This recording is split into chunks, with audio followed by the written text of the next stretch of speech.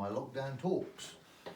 First, of course, we're all so sad that we're back in lockdown and we can't rehearse, but at least we've had 4 rehearsals and that was lovely, and I think we've got the programme started, so hopefully what I hope to do in these series of chats is to kind of keep the ball rolling, give you a few thoughts, a bit of ideas about the pieces we're looking at, which might stimulate you to have them in your minds, and I'll also put on a link onto a document that has lots of links to YouTube to all different performances with a few comments about each performance. So hopefully that might be fun and give you a chance to listen to the pieces. So at the moment, as you know, you don't know, but we're going to do Bach Lobet in Herrn, one of the 6 Bach motets. We've had a good go at it. We haven't quite got into the last section, but we're doing really well.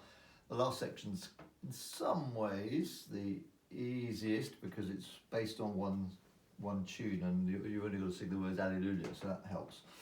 So just a few points about this particular motet. I think I have said a few things during the rehearsals. Obviously, it's Bach, so Bach, without doubt, is the pinnacle of much of Western music, so many ways. This is the only one in 4 voices, which is sort of makes it slightly less complicated than the others, which are mostly double choir or variety of voices.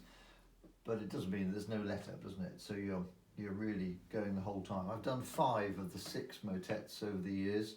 They're all absolutely fabulous. The double choir ones are very exciting, but they are demanding in terms of just simply resources.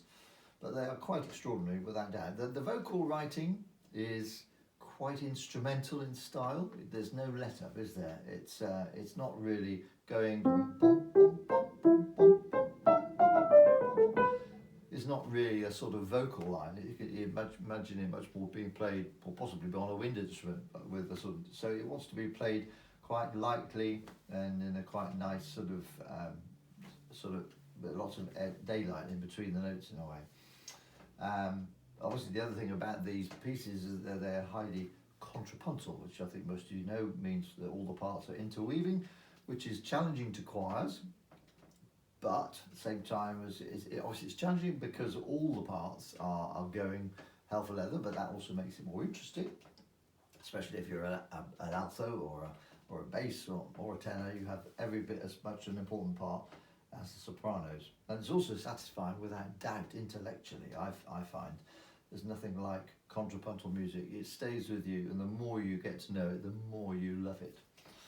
So it's quite a workout, a bit of an intellectual workout, a bit of a challenge to audiences. The famous Bernstein point about people saying about Baroque music and that type of polyphonic music. They say, so where's the tune? And of course Bernstein says the tune, it's not that there's not a tune, it's the tunes are everywhere. They're they're all in all the parts. What is a motet? We kind of, I think I touched on that in a rehearsal, because I had this argument in a pub once with this guy who thought motets had to be in Latin. The thing about your motets is that they're usually sacred. Some will get a secular one, but they're usually sacred. They're usually around a theme, therefore, because a lot of them are obviously written to be used in a church service of some sort if they're sacred. A lot of other motets tend to be in just a single movement.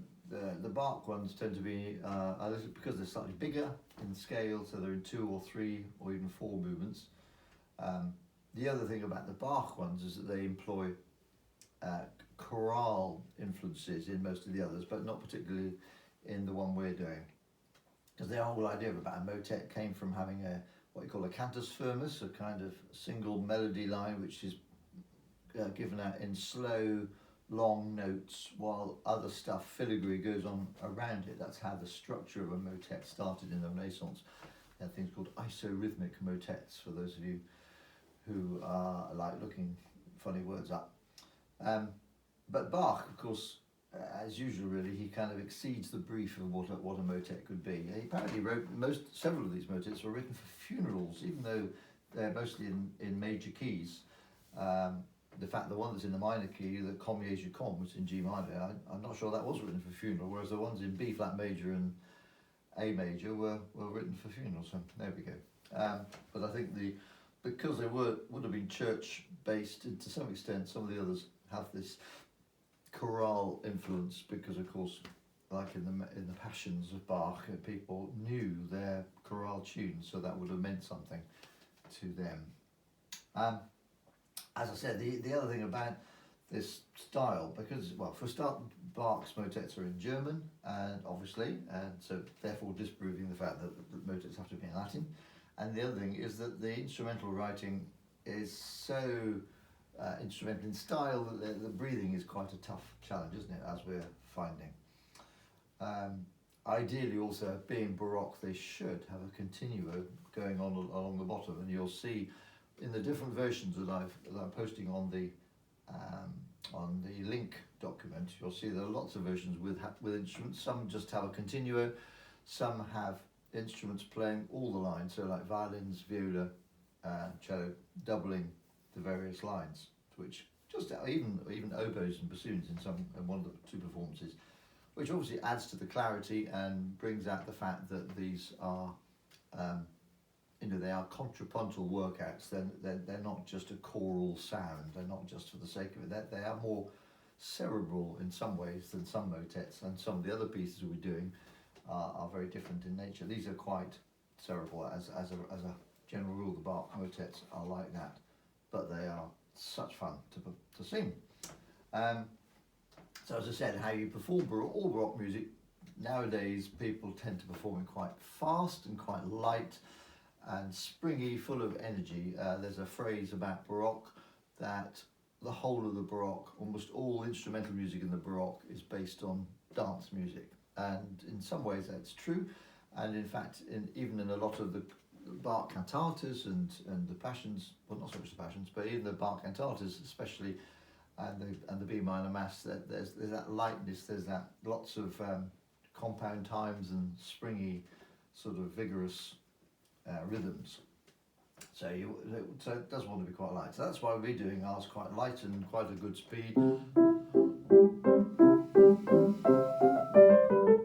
One or two of the performances, the John Eliot Gardner performance, you'll see it's on a CD recording, so you can't see it, but he takes it so fast, and I just think it's too fast. It kind of overdoes it. But it wants to be light, bouncy, and then it's really, really fun to listen to. The other little point is, as I might have mentioned I think before, and we all know, is we're doing it in Baroque pitch, which is actually that, down a semitone. So most of the performances you'll see are in Baroque pitch, and so if you want to sing along, that also makes it easier. So there we go.